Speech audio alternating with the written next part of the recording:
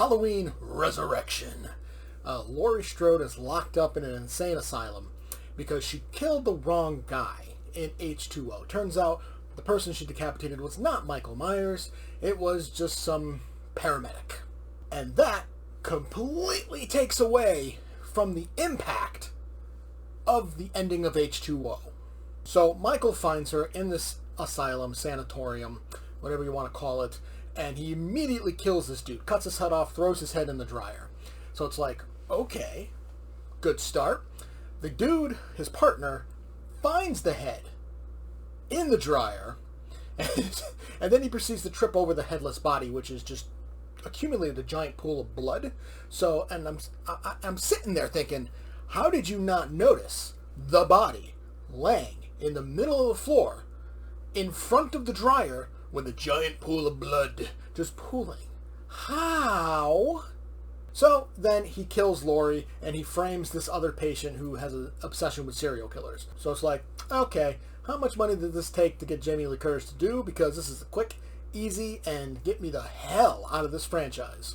So fast forward, and Busta Rhymes, of all people, with Tyra Banks. They're putting on a reality show inside Michael Myers' house. Whoa. And that part of the movie is pretty much just boringly exploring the house. It's just these characters moving room to room, making very bad and corny 80s, 90s, like sexual dialogue, and just, oh my God, I'm sitting there for probably a good half hour, 45 minutes, just being like, please, something happen. And it seems like the movie is trying to establish that Michael was an abused child, and that's why he is a serial killer, instead of what is clearly established in the first movie, that he is just pure evil. But wait! They're not trying to establish that, because it turns out the crew planted all of this random shit in the house to make it look like Michael was an abused child. So it's like, Jesus Christ, what is your end game? So Michael finally shows up, he's killing everybody, and it's just so unimaginative in the way he kills people. They even rehash some of the kills from previous movies. It's like, what are you doing? Like, this is boring.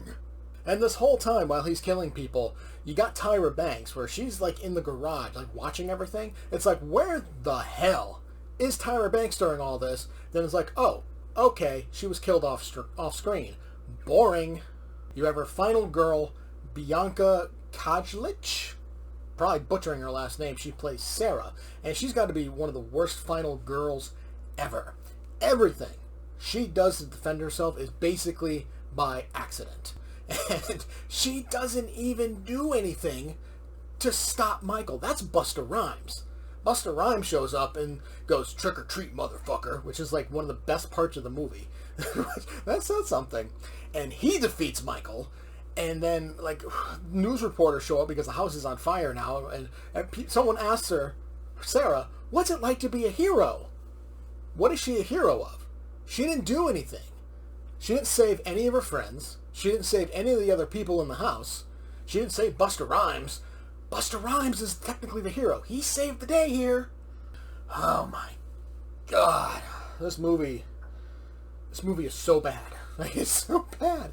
It has the stereotypical Michael Myers tropes. The acting is absolutely atrocious, and that includes Katie Sackhoff, who, thank whatever you believe in, she has improved immensely since then. She has made a hell of a career for herself. Most of the other people in this movie, other than Busta Rhymes and Tyra Banks, who are already well-known names at that time, I don't think any of them has done anything of note.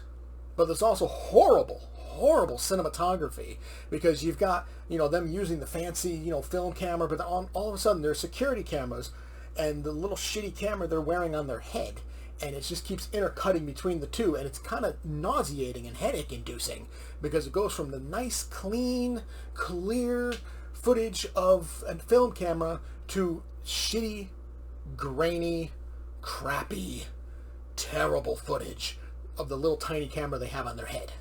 I do give them credit for the plot, because it was a bit ahead of its time.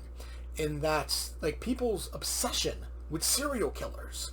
That has really come into its own these days with true crime, true crime podcasts, documentaries, retellings like Monster, Jeffrey Dahmer.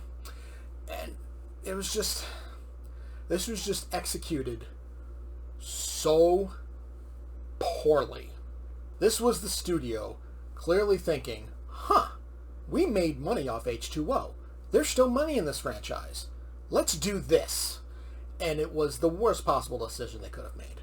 They should have ended it with H2O. So yeah, Resurrection is a piece of shit. It really is. It gets the full 5. Did you enjoy the review? Make sure to leave a like and subscribe. Feel free to leave a comment to discuss your thoughts on the movie, or if you have a film you'd like to see reviewed in the future. Thanks for watching, and I will see you next time.